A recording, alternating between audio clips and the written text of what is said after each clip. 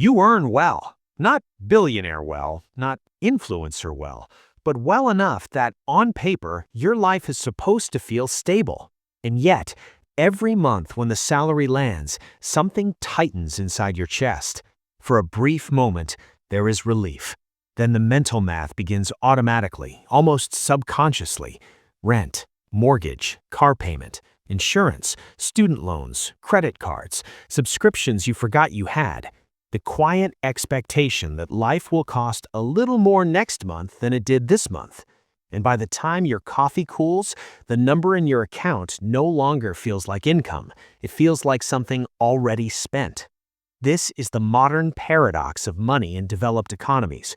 Millions of people earning more than any generation before them, yet living with a persistent sense of financial pressure. Not panic, not poverty, just a constant low-grade tension, the kind that doesn't scream, it hums.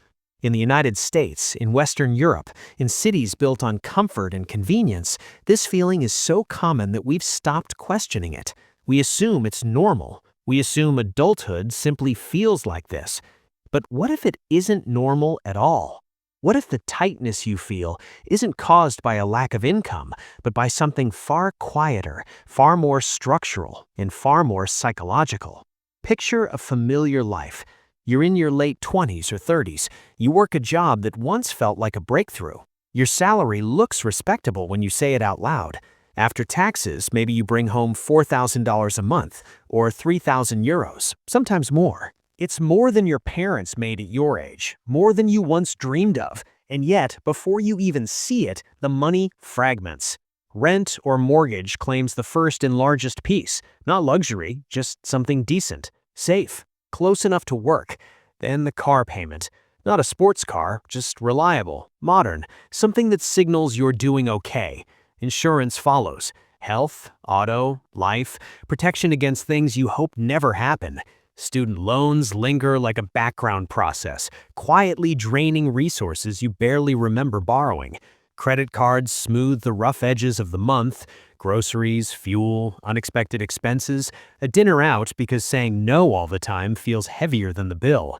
None of this feels reckless, none of it feels irresponsible. In fact, it feels like exactly what a sensible adult is supposed to do. And that is precisely the problem, because the system you live inside does not collapse your finances through one dramatic mistake. It tightens them through 1,000 reasonable ones. Let's do something uncomfortable now. Not emotional, not judgmental, just honest. Let's slow the world down and look at the math. If you earn $4,000 a month after tax and your rent or mortgage is $1,500, you're already down to $2,500. A car payment of $400 doesn't feel extreme. Insurance adds another $200. Utilities take $300. Groceries $600 if you're careful. Student loans $300. Before you've saved a dollar, before you've invested, before you've planned for the future, you're standing in a few $100s of breathing room. This is not a failure of discipline. This is not a lack of intelligence. This is arithmetic, and arithmetic doesn't care how hard you work to get here. The reason this feels so unsettling is because your brain compares income growth to life satisfaction, and for most of human history, those two move together. But in modern consumer economies, income growth is quickly absorbed by lifestyle structure. The moment your income rises, the environment around you quietly recalibrates what normal looks like. A slightly better apartment becomes justified, a newer car feels sensible, convenience replaces patience, comfort replaces margin, and none of it feels indulgent in isolation. Behavioral economists call this lifestyle inflation, but that phrase sounds abstract, almost harmless. What's really happening is identity inflation. Your spending is not responding to your needs, it is responding to the version of yourself you believe you have become. Humans are social creatures wired for relative comparison. Your brain doesn't measure success in absolute numbers, it measures position. So when your income rises, your reference group subtly shifts. Your sense of what is basic quietly upgrades, and because everyone around you is doing the same thing, the pressure doesn't feel external, it feels invisible. The problem isn't that you're spending too much, it's that your financial system has no buffer against expectations. The moment money enters your account, it already has an assignment. This is where the real mistake hides, not in what you buy, but in the order in which money is claimed. In most modern lives, consumption comes first, and the future is asked to adapt. Saving, investing, freedom, flexibility, resilience, these are treated as optional leftovers rather than foundational priorities. Not because people are foolish, but because the system rewards immediate functionality, not long-term strength.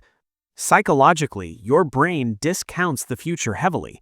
Neuroscience shows that the part of your brain that experiences future you is activated similarly to thinking about a stranger. So when you choose comfort now over security later, it doesn't feel like self-sabotage. It feels neutral. This is why financially intelligent people don't feel smarter, they feel slower. They pause before upgrading, they resist automatic escalation, they create distance between income and obligation, not because they lack desire, but because they understand something fundamental about stress. Stress is not caused by low income, it is caused by fragility. A life that cannot absorb shock will always feel tight, no matter how high the salary. One unexpected expense, one job disruption, one health issue, and suddenly the math stops working. This chronic financial tightness has physiological consequences. Studies consistently show that long-term financial stress elevates cortisol levels. Cortisol affects sleep, decision-making, immune response, and long-term cardiovascular health. Money pressure doesn't just shorten your financial future, it shortens your biological one. This is why some people earning modest incomes sleep better than those earning double. They've structured their lives around margin rather than appearance. Margin is not excess, it is oxygen. It is the space where your nervous system can relax. The tragedy is that modern culture teaches the opposite lesson. We are taught to optimize lifestyle first and resilience later, to build outward before building inward.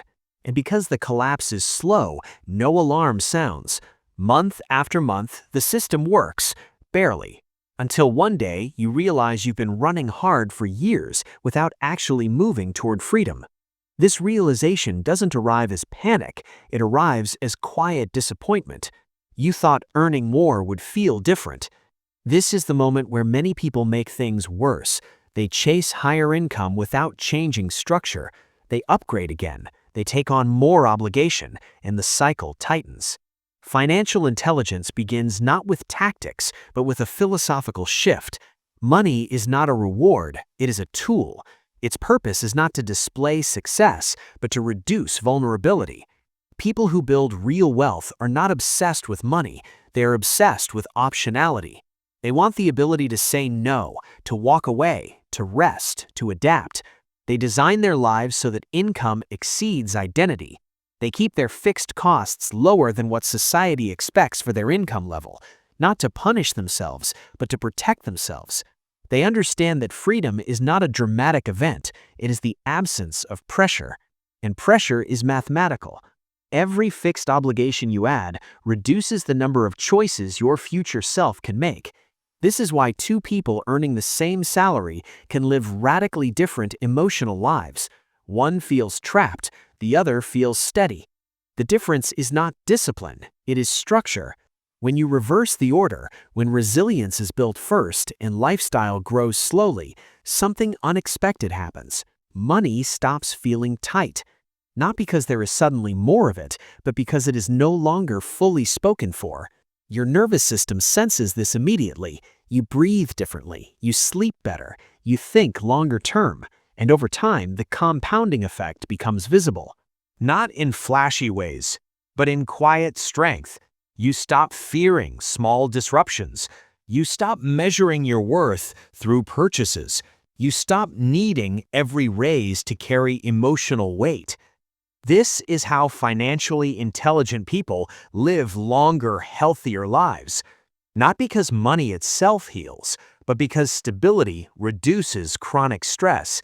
This is not about deprivation, it is about alignment.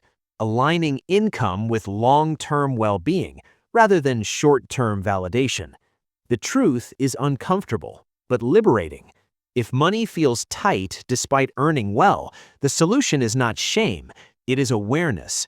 Awareness of how the system nudges you, awareness of how psychology overrides math, awareness that you are not broken, the default path is simply fragile. Once you see this clearly, something shifts. You stop asking, "Why am I bad with money?" and start asking, "What kind of life structure actually supports a calm mind in a long future?" That question changes everything. Not overnight, not dramatically, but permanently. And that is how real transformation begins. If this perspective helped you see your money differently, support the channel by liking or subscribing.